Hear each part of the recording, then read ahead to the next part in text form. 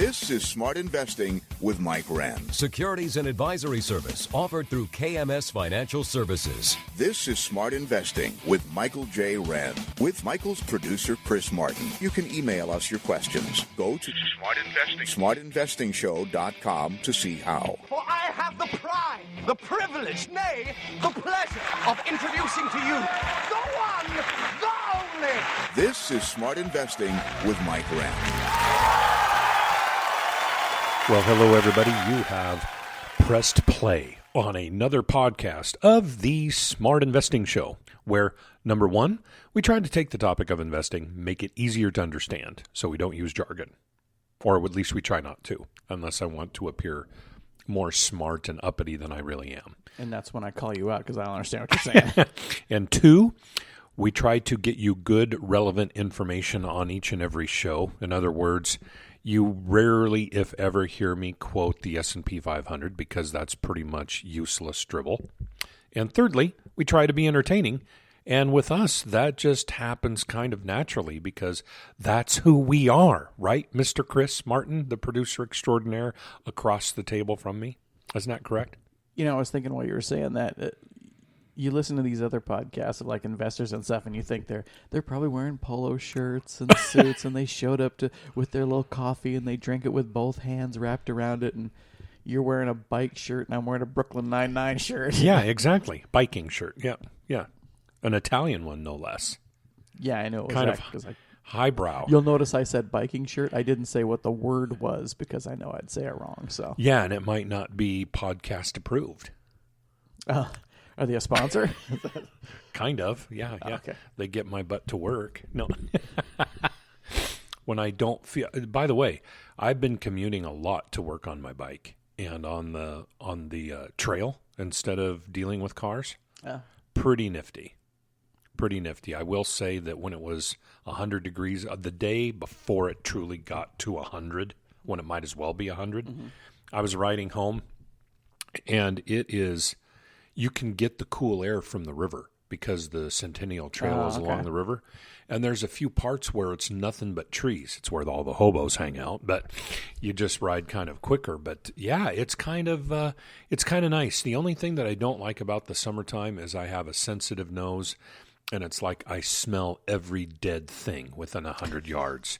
So every quarter of a mile, it's like, whoa, something else dead. And then another quarter of a mile, whoa. I don't know why. You know, I've been told that I have an extremely sensitive olfactory sense. I think it's more along the lines of, what can I be mad about? No. I smell a dead skunk. No. I'm not mad on the bike, man. If somebody's walking in front of me, and they're not paying attention, they're oblivious, let them be oblivious. It's a bike trail. It is. Wow. Seriously, it is not the freeway. I'll come to a complete stop. You are Jekyll and Hyde in a bike and a car. Yeah, well, yeah. Oh, and look, I've seen you yell at birds in a car. Okay, if we're gonna go down the car route, I have come up with a new law that they should change the driving laws, at least in the Spokane area. Okay? I think that if you don't have any tickets, and of course, if you don't have any DUIs or anything like that, I think that you should be allowed to have one open container of alcohol in the car between the hours, well, kind of any time of it, just one. Because think about it. You and I are in line, especially me. It would be so much easier to take all of these idiots texting and not going when the light turns green. It's like I'd take a sip of my beer. It's like, no, finish your text, then we can go. Seriously.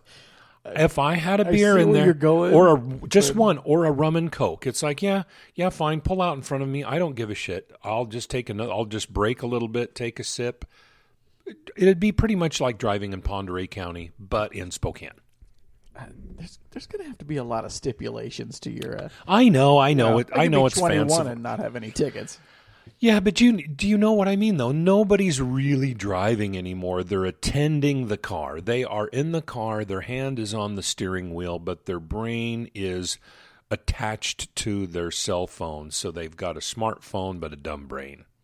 Oh, Literally. Yeah. No, I see that. Yeah, I mean, and then you've got, let's just go another step. Yeah, I'm trying to be funny, everybody, so don't take it too literally. But, all the old people in the Subarus now. The Subarus are the new rolling roadblock. It used to be the minivan. So if you're going on a 2-lane rural highway and a Subaru pulls out in front of you, you're screwed. You're going 5 miles under the limit until it gets to a 4-lane. And then all of a sudden, the old effers speed up to 5 miles over the speed limit because they're being safe. Well, yeah. Yeah. So anyway, yeah. So my dad went a long time without tickets, and then he turned around 80 and had an open container, and well, he's the one rule, I guess, the exception to your rule. Yeah. We couldn't do it. Everybody would be abused. But I mean, so many times when I'm commuting in the car and people are just out to lunch, it would be so much easier to take. It's like, I'll be out to lunch too, but I don't want to text. Then it becomes kind of sport and humorous. I'll have a sip of beer and just watch the shit unfold. What about this? What about this? If you're driving and you either you have to hit your brakes hard, or you've sat there for a long time at a stoplight, your car kind of blows out a puff of like weed or something, or something to calm you down, like a little puff out of the air conditioning. No, like a calming gas. Yeah, that's creepy. That's just creepy. Just one nice. If you slam on your brakes and it goes, oh, okay, I'm all right. And one of my cars has a cooled glove compartment. I could keep a nice Belgian ale in there, and it would be cool, and I could crack it open for the nice leisurely drive home. It just sounded wonderful. But and the people are listening. You know what? When we have, we always talk about the what is it? The IA cars, the self-driving cars. Yeah. Yeah. I don't see a problem with that at all. Can you imagine somebody just listening to us for the first time? It's like smart investing. It's like, they sure talk a lot about alcohol and driving. What the hell is this? I can see if you're in a Google car and you're behind somebody that's not going fast enough, you're like, oh, this is taking forever. And then a little drawer comes out. Mike, please have a beer. Yeah. You will be home soon. And if that's going to be the case, if it's somebody else is driving, I'd like some salted cashews as well. Oh, well, now you're in a limo. So and now we've circled around. Can I have George Hamilton driving it as well? Sure. Toasted. I want him every so often to roll down the screen and say, toasted, and eat a Dorito. Because he's remember those commercials? How suntanned he is? Oh, yeah, I know that. Yeah, I mean, I think he's 140. I just remember the old thing about Ricardo Montalban advertising rich Corinthian leather and Dennis Miller saying, Corinthians are people. That's not cool. Yeah, that is pretty funny. So anyway, let me kick off the show. I was in my car driving yesterday. Nice segue. And I was listening to National Public Radio. I was listening to 91.9. Which is a different station than 91.1. And it was a long talk with an author, and the author was an economist, a female economist, and she had written a new book. Good for her. She had written a book, and the title of it is called, what are you laughing about? Condescending dick. Good for you. You wrote a book and you're an economist. Good for you. Thanks, Christian Bale. Good for you. So now here's the title of her book. An Economist Goes into a Brothel.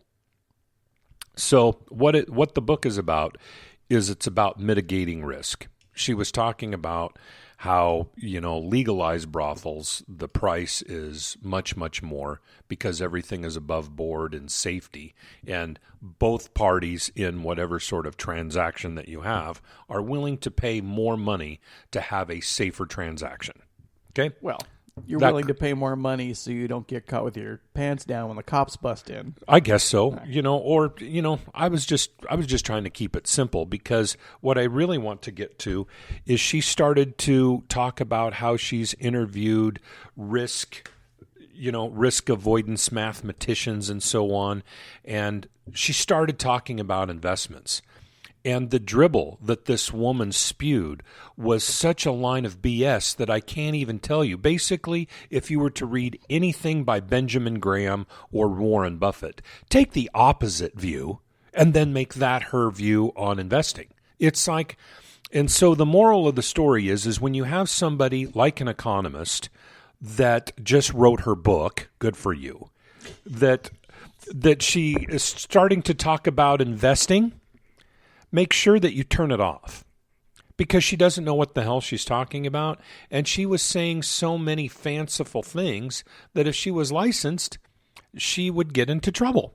But she's not licensed because she's an economist that just wrote her book. Good for you. So I know that's too much, but it's just irritated the crap out of me. So is that basically like she was saying things, well, you'll obviously make more money in mutual funds than an individual company. And right then I just grabbed the steering wheel with both hands and squeezed. You reached for your beer that wasn't there. Really hard. And it's like, I just can't believe the insane stories that people, sometimes halfway educated, even authors, will tell themselves that are completely unfounded in mathematical fact. Okay? Just the statement, if you own a mutual fund, you'll make more money than an individual stock. That is incorrect. It could be correct, but just that blanket statement, I would never say something like that. It's incorrect. It's not true. She's stupid to say it. So you have all of these, the problem is there's too much media out there. Look, at Chris and I can do a podcast. People even listen to it. That's crazy. Because usually it used to be the radio, and you either had to pay some money or you had to be good enough for people to listen to. You know, there's a bar, kind of like Sunday brunch at the Davenport. You don't see every Walmart shopper going there because it's $60 a plate. There's your hurdle that you have to get over. I like hurdles because they separate stuff. I love hurdles. The more, the better. So I would love it if there wasn't podcasts and radio just had to be good, because Chris and I would still be on the radio with almost zero competition as far as nice factual information and being entertaining. We spent the first 10 minutes being entertaining. I mean, what more could you want? Right? Yeah. That's the Daniel Tosh thing is, I'm going to do a concert and it's $5 a ticket. Somebody said, well, how come they're not free tickets if it's only $5? Because would you want to sit next to someone who got in for free? Exactly. Yeah, so I'm sorry that we're out there with all the other free podcasts, because we actually are good. So, we're doing this as a favor to you. You're welcome. Enough of the narcissistic comments. So anyway, I'm just telling you, be aware. Most of the stuff that people spout about investing simply isn't true. Let's review. We have my industry that likes to tell you that you should do nothing but invest in index funds or exchange traded funds, that you should try to reduce the volatility on your portfolio so it doesn't scare you so much. And this is how you do that. And you want to make sure that you're completely diversified. They say that that's the way to create wealth. Then you have the other people that are actually creating wealth that just simply bought or started a McDonald's, bought or started a Domino's Pizza, or a Papa Murphy's. I haven't seen a Round Table pizza establishment ever go broke. McDonald's, you ever seen one go broke? I don't think so. Maybe you might see a 7-Eleven go broke in Compton, but here in Spokane, I've never seen one go broke. I've seen a couple Burger Kings. Yeah. But those are franchised. Well, so are the other ones. Yeah. Are they? Yeah, just be quiet in this part. Okay. No, I'm just kidding. Just talk about China or something. Because I was like, I need a Whopper. It wasn't there. So do you see what I mean? The people that own the cleaners. Look at that. They're not worried about volatility or whatever kind of BS that my industry drums up. They're worried about making money and going to business. My industry doesn't know how to create wealth.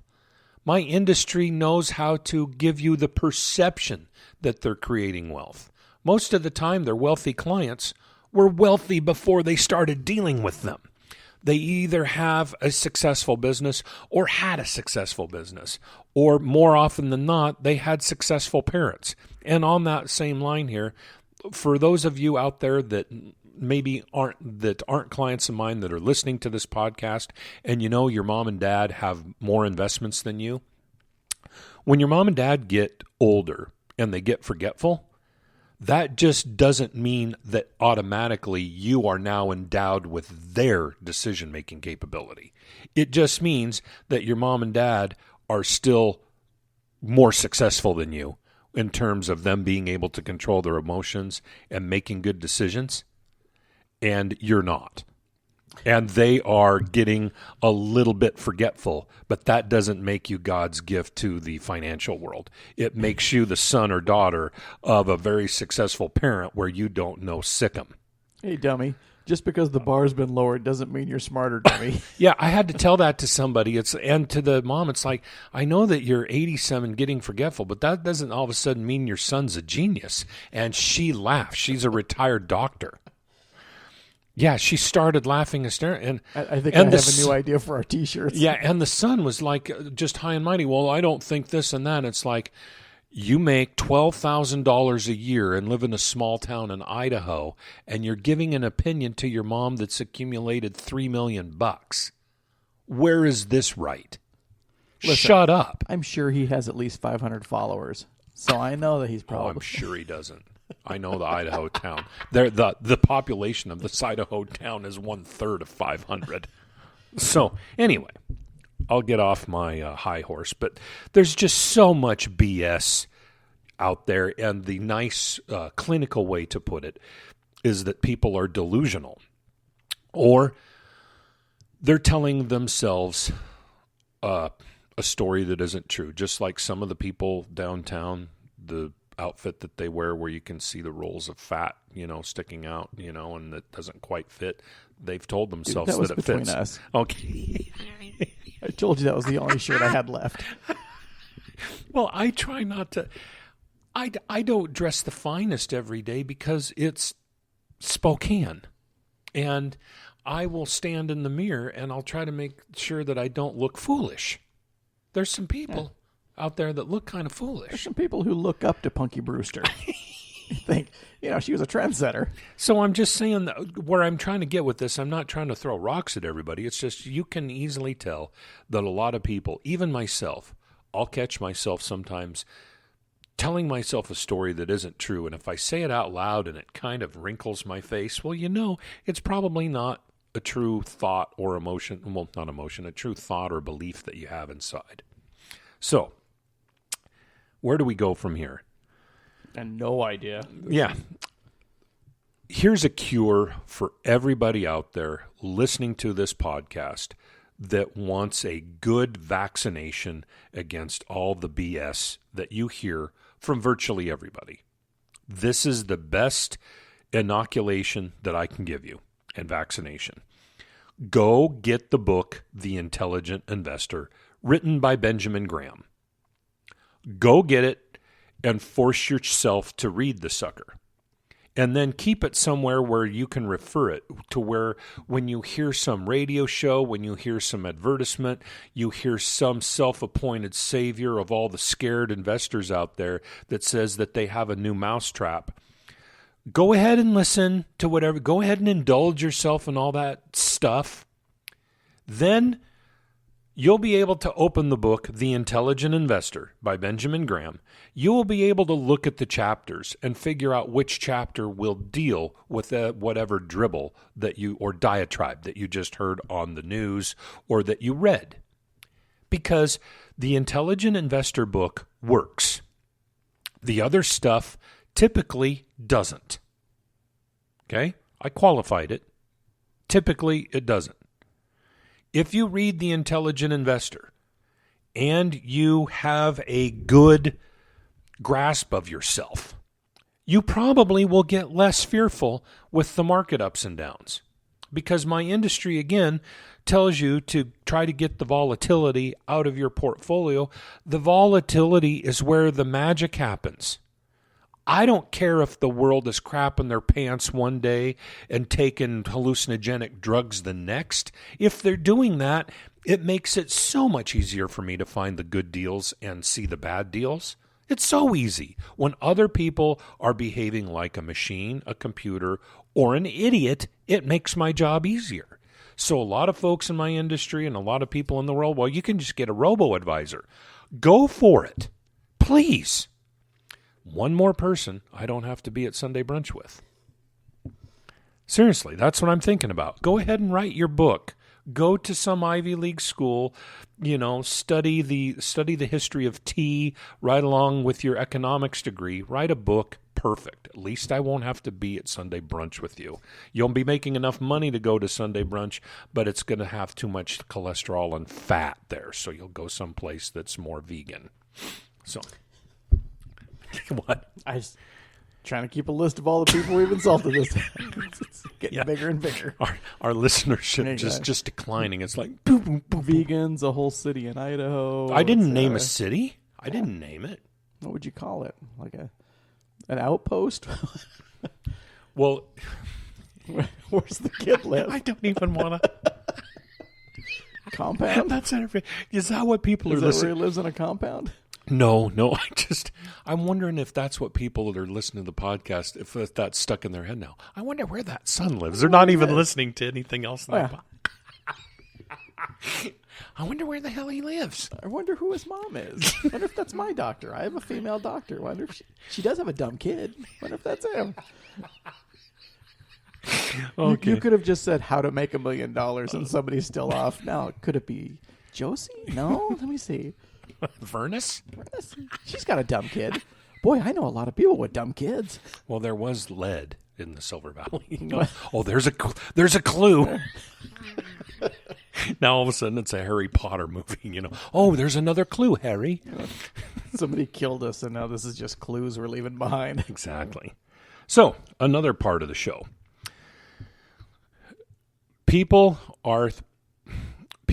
Most of folks out there think for one reason or another, because the stock market has gone up for more than a decade now, that it's going to go down because it's gone up for more than a decade. People will say that to each other. They'll nod at each other in agreement, slap each other on the back, give them a thumbs up. Yep, we're in agreement. Walk away. They're both idiots. Okay? Because it's not a fact. Stock market moves are not timed by a calendar or a sundial or a stopwatch or astrology. Okay? The markets move because they move. That's it. You've got valuations that go up. You've got valuations that go down. When they go too high, it creates a bubble. Things aren't worth what they're being charged. All of a sudden, people at some point in time, I don't give them the credit that they realize it. They just don't have any more money to play the game. They leave the game instantaneously, and the market, whatever market that we're talking about, goes down. And then on the downside, people think that some asset class causes cancer right up until the time that they take a bite of it and say, hey, doesn't cause cancer. I'd like some more. And you could say that about wheat, copper, real estate, pork bellies, the stock market. That's how the stuff works because it's humans. So you have everybody out there thinking, oh, the market's gone up for more than a decade. It's bound to go down sometime soon. Yeah, it's bound to go down sometime soon. You're bound to get cancer next year too. How would they feel about that? You're 56. Most people get cancer when they're 57. You're probably going to get cancer next year. It's completely untrue. But that would still affect them. What? You think? See how easy it is to infect somebody? Yeah, the stock market's gone up for 10, 11 years now. It's bound to go down. Oh, yeah, I could see that. It's wrong. It's complete BS. Has nothing to do with reality at all. Doesn't run on a calendar. Markets run on valuations. So, even me, I could agree to a little bit of that. If I have a client that says, hey, man, I think the market's gone up for a long time, and so on average, I would think that a crappy time is sooner rather than later. I'd say, yeah, the statement is untrue, but I can still believe with you because it just seems rational to me. But even though when I'm saying that, I know that I am not following my own advice. I know that mathematically and factually speaking, it's not true. Sometimes you just agree with people just to get rid of them. You're right. Yeah, you're right. I think the problem lies with moon men. Yeah, you're right. Well, not really to get rid of them, but to get rid of that topic and move on to the next topic. That's typically what I do. So anyway, that's what everybody in the world thinks. Every journalist out there, every news media organization. So guess what? That's probably not what's going to happen. Usually the thing that nobody expects to happen is what happens when you're dealing with investments. So what people aren't expecting to happen is that most of the companies in the United States are profitable, and they are profitable a little bit more this year than last year. So their earnings went up this year compared to last year. And then, crap, if their earnings went up, it might deserve a higher stock price. And if that happens, then you have something happening in the stock market that everybody doesn't expect, that it actually goes up. Here's why. There's not a bubble, at least in the stock market. The only bubble that I can see right now where valuations are completely high and insane are in the marijuana stocks, because you've got every pothead out there saying, I told you it wasn't that bad. You see? And then there's that oil and what was I talking about? There you go. That's what it's like to...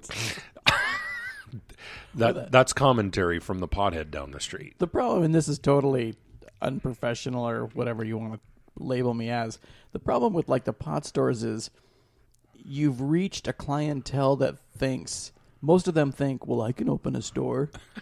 You're right. Because when I worked at the radio station, the Buzzard was a huge radio station, but a lot of their clientele were tattoo places, were like liquor stores. Stuff Not like that there's anything wrong with that. No, Yeah. but their clientele had problems running their store and paying their bills, and the Buzzard went out of business. Yeah. Because they couldn't get their clients to pay. Yeah.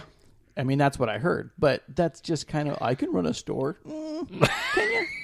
I wish you guys could see Chris's face, the look on his face. Here's the problem with the marijuana industry, is that it's not federally legal.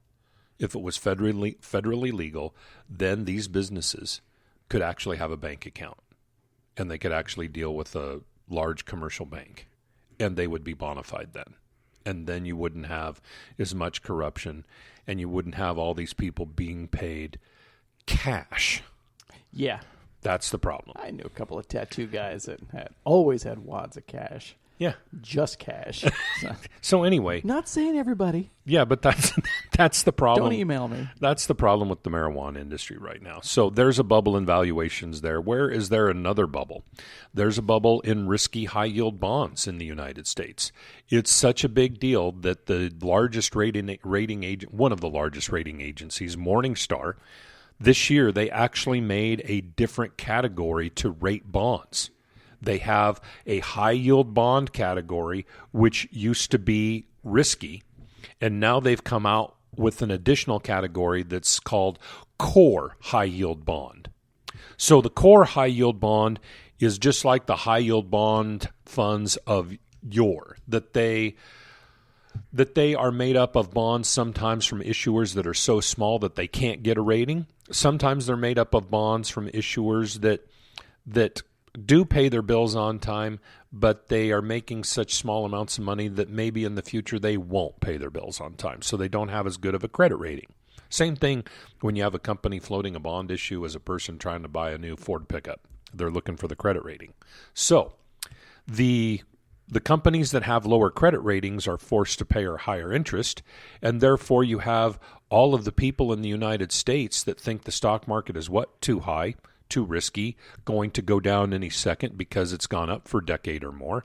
So they're looking for, quote unquote, something else. So the something else, they look to the bond market and they look at the interest rates and they think, oh my God, the interest rates are so low, it's not even worth doing. But wait, there's these high yield mutual funds and the interest rates are much higher. Well, I obviously like those. That's been happening so much that Morningstar could see the handwriting on the wall and say, whoa, this high-yield bond category has pretty much doubled in size, and now there's some really, really risky ones out there, and there's ones that aren't so risky. So they made a core they made a core high-yield bond category for the high-yield bond category that is riskier than your 30-year government treasury, but it's not, oh my gosh, risky. And then their high-yield bond category now, if it doesn't say core in it, that's the, oh my gosh, it's a risky one. Why? That's where your bubble is. People are going monthly by monthly, taking money out of the stock market investments that they have, and they're putting it into other places that they feel have quote-unquote less risk. Remember those stories that I was telling you that people tell themselves that aren't exactly true, but they tend to just not check it out if it's true? They just keep telling themselves that same story over and over and over again. This is one of those things. Everybody's a genius now because of the internet. For some reason, even an economist that writes a book is smarter than me about investing and just shoots off her mouth all the time. And, well, this is how it is, and this is how it is, and this is how it is, when it's nothing of the sort. You've got people on the street. I think that something really bad's going to happen next year. Really? Did your Ambien run out? You know? It's like, where did that come from? Something really bad is going to happen. You mean to you? You mean to me? You see how stupid it sounds? Because it is stupid. Not to get political, but my sister-in-law voted. But which means you're going to get political. No, I mean to be racist, but the Moon Man, really. But my sister-in-law, she voted for Trump, and I said, why? And she said, well, because he's on television, and so a lot of people pay attention to him. What? That's it, because I think we're in that generation of, if you're on television, you must be intelligent because, look, you're famous. Like, I don't know. And I told her, I said, Kim Kardashian's on television all the time. Well, yeah, but she's a really smart business person. Maybe. So how do you figure? Well, she is. Because she started with 5 million and, she got 6 million. But I think that's like The Economist. It's like, well, I have 1,000 followers on Instagram. Oh, well, then she must know something because these people wouldn't just follow anybody. Maybe you I might think be that's right. where we're at. You might be right. I'm so far removed from that because I've never read an Instagram account. Oh. I've never read a Twitter. See, I've never read a Facebook. When I'm on Twitter, I see a guy every now and then. He's running for some kind of Senate or something like that. But his main thing in his bio is, I have 500,000 followers on YouTube. And that's what he's basically running on. And I'm thinking, people are buying that. Well, really? He can't be just anybody if he's got 1 million followers. Nobody would just follow an idiot. Yeah, everybody follow an idiot. Ridiculousness and Jackass are huge shows, and all they show is idiots. You're right. Those are some of they're the funniest ones. Oh, yeah. Yeah. But I think that's where we're at, is if you have a lot of followers, if you are on television or radio, you must be somebody. Maybe. I don't know. And I think with that Economist, I think that's the same thing. Oh, well, she was on the radio, so she must be smart. Yeah. No, they're just filling airtime. She was the one that answered the ad when the producer called up. So, or the producer called her, hey, you got a new book. You want to hawk it on air? Yeah. We got a half hour to kill. Oh, no, it was like an hour. Oh. Yeah. So anyway, the bubble is in the high-yield bond market, everybody. It's not in the stock market. In order for there to be a crash, usually there has to be a bubble that blows up. And otherwise, if you're going to have a huge fall is not off of a small little stepping stool. A huge fall is off your roof. And most of the valuations of the companies that I follow are not on the roof right now. I would say they might be a teeny bit higher than the stepping stool, but that's it. So I'm never afraid of a downturn because it's always temporary. But what I get concerned with is managing people's expectations and emotions through the downturn. So, of course, if I can choose a company that's going to go down less during a downturn, I would like to do that, but it's really hard to do. I can make an educated guess about what will happen, but I can't guess entirely because guess what? I can't tell the future. Which is, if anybody in my industry starts saying stuff that you can just say, prove it, and then they can't, well, then you know that they were, feeding you some sort of a line of BS that talks about the future that they can't tell. So the bubble's out there. That's where it's at. And the anti-bubble that's out there is how little of interest rate that you get on your cash at the bank. You're getting almost nothing there. That isn't normal. Cash is an asset. where you typically get paid for that asset, and you're not getting paid for it right now. So that's not so great. So what would happen if interest rates were to go up a little bit more normally so you could get paid on your cash? Well, this is what would happen. And it's all math. It doesn't have anything to do with the sky is falling commentary or stories. The math is that if you have interest rates that start to trend upward for whatever reason, it could be because the Federal Reserve thinks that they should raise them for some reason or another. It could be that China is all pissed off and they all of a sudden try to mess with the economic system and they start trying to sell a whole bunch of the 30-year U.S. government treasury bonds that they own. And they might flood the market for a time with those. If you flood the market with anything, whatever you're flooding the market with goes down in value. So if they're flooding the market with 30-year treasury bonds and the price of 30-year treasury bonds goes down, that means that the yield on the 30-year treasury bonds goes up, which means interest rates effectively go up, which means interest rates on all of those high-yield companies, the high-yield bond funds, the companies that don't have the high credit rating, if the crack house down the street can't make their payment on their big screen TV at 5%, how you think they're going to make the interest payment on 8%? Well, they won't. So the mall store that you see all the teeny boppers go into, if they're not doing that much business and they've got a whole bunch of high-yield bonds out there, and all of a sudden the high-yield bonds just reset to a higher interest rate, you think they're going to quit making the payments and default? Probably. So all of those people that have been telling themselves this story, that the stock market is too high and they should do something else, and that something else is they go into the bond market, that's what you have waiting for them. And they won't realize it because if interest rates go up, for a time, it will take down both the stock market and the bond market because rising interest rates erode value. So both the markets going down simultaneously will kind of mask the fact that everybody went from the frying pan into the fire. They'll just think that that's something bad that was going to happen finally did happen, and then they'll say, see, I was right, but they won't be right because they'll be losing over a 10-year period magnitudes more in the bond market because, one, it probably never will recover the principal loss, and two, they won't get back into their investments anyway because the story that they'll be telling themselves at that point is, oh, it's already recovered. I'm too late. Prices are too high. That's the story that humans tell, and that's the story for today's podcast. So we hope you enjoyed it. Anything else that you should tell them? We named a buttload of companies. Oh, did we? Yeah. Yeah, okay. So all of the companies, I think that the tone of the podcast, you could tell that it's not a solicitation to buy or sell. But anyway.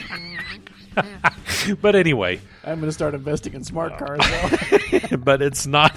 This podcast was not a solicitation to have an open container in your car or to have any buy or sell transactions on any sort of an investment, or to be overly mean or nice while you're driving. Yeah, if you're a marijuana store owner, you're not all dumb. If you're tattoo owners, you're not all dumb. If you're vegan, you're right. If you live in Idaho, it's all fine. Exactly, in that small town that we never mentioned that has lead poisoning. If you're a doctor and you have a dumb son, it's fine.